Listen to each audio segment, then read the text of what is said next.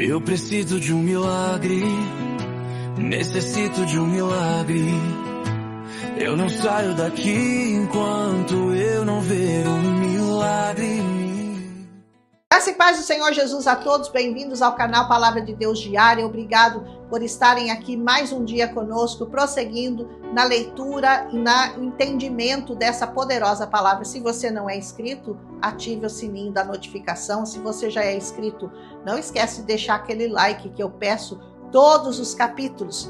E aqui diz assim, Números capítulo 27, a atitude de mulheres que mudaram a forma como as heranças são passadas às pessoas.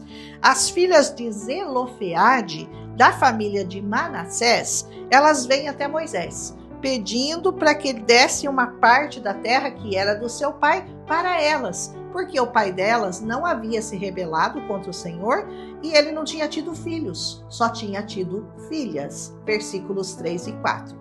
Uma atitude audaciosa, né? Moisés então leva a causa delas ao Senhor, porque ele achou aquilo justo, e a partir daí, por causa dessa reivindicação audaciosa dessas mulheres, que até então não entravam na herança, Deus institui a divisão de heranças entre os filhos de Israel, a qual é seguida até hoje, não só pela Constituição de Israel, mas pela Constituição de muitos países.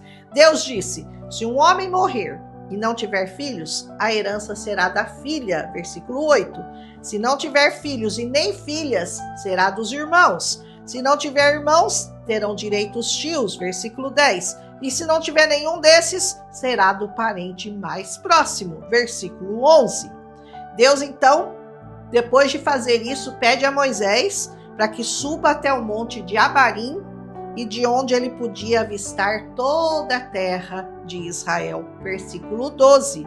E depois de mostrar a ele toda aquela terra, diz que ele seria recolhido como Arão, por causa da contenda e da desobediência nas águas de Meribá, quando ele não falou à rocha, mas ele a feriu. Versículo 14. Com certeza o nome do Senhor teria sido muito mais exaltado se a água saísse da rocha só falando a rocha, quando Moisés falasse com ela, como ele, na sua ira contra aquele povo, já tomado pelo cansaço, desobedeceu e usou suas mãos para fazer a água sair, ele recebeu essa sentença do Senhor. Versículos 13 e 14. Eu fico muito impressionada com a atitude de Moisés, porque ele não reclamou. Ele não tentou convencer o Deus a deixá-lo entrar, a mudar de opinião. Ele não intercedeu por ele próprio. Quando em muitas outras situações que nós já vimos aqui nessa palavra, ele, para defender o povo, ele se posicionou entre Deus e o povo para orar pelo povo, e Deus mudou de opinião. Deus mudou a sentença que tinha contra aquele povo mais de uma vez por causa da intercessão de Moisés.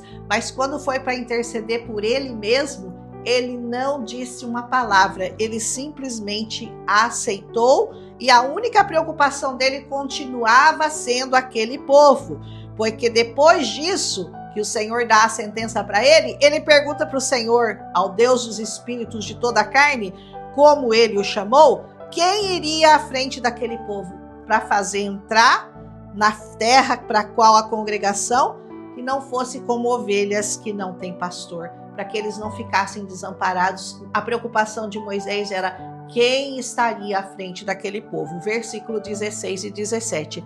A nobreza de Moisés pode ser comparada à nobreza de Jesus, que ele se entregou a si mesmo a um povo rebelde e desobediente, sem pensar nele, mas somente em cada um de nós. Você já parou para pensar sobre isso? Aleluia!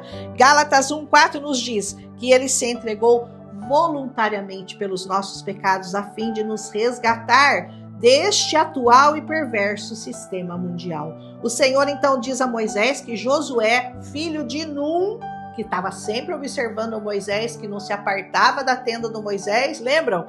Esse seria um homem quem estaria o espírito dele.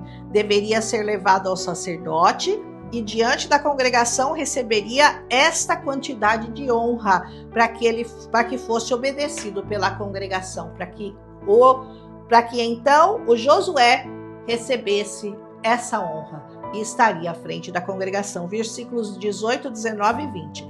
Essa transferência da autoridade por meio da imposição de mãos até hoje é usada ainda no Novo Testamento. O sacerdote consultaria então por meio do juízo de Urim, a pedra que nós já falamos, Urim e o Tumim. Por meio dessas pedras se consultava a vontade de Deus. Uma acendia para sim, a outra acendia para não.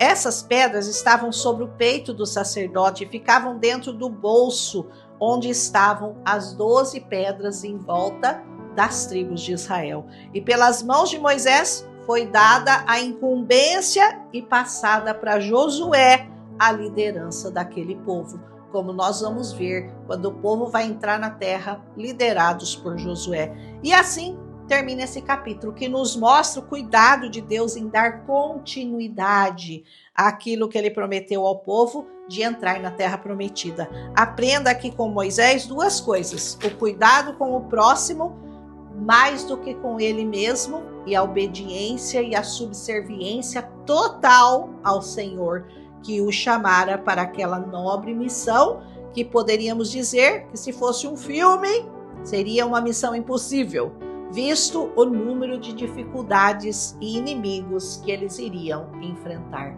Só foi possível por causa do Senhor.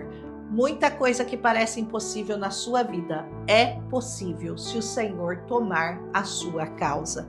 Mas o Deus do impossível estava com eles, por isso eles não temiam. E esse mesmo Deus do impossível que estava com eles, hoje também está no meio de nós. Ele está com você, ele está comigo, ele está conosco. Então, por que você tem medo? Aleluia! Pense bastante a respeito desse capítulo 27 e amanhã, se o Senhor nos permitir, tá ficando bonito, não tá? Amanhã a gente volta com o 28. Um abraço em Cristo Jesus. Até amanhã, se Ele nos permitir.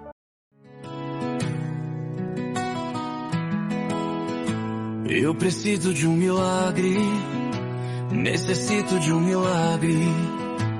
Eu não saio daqui enquanto eu não ver um milagre.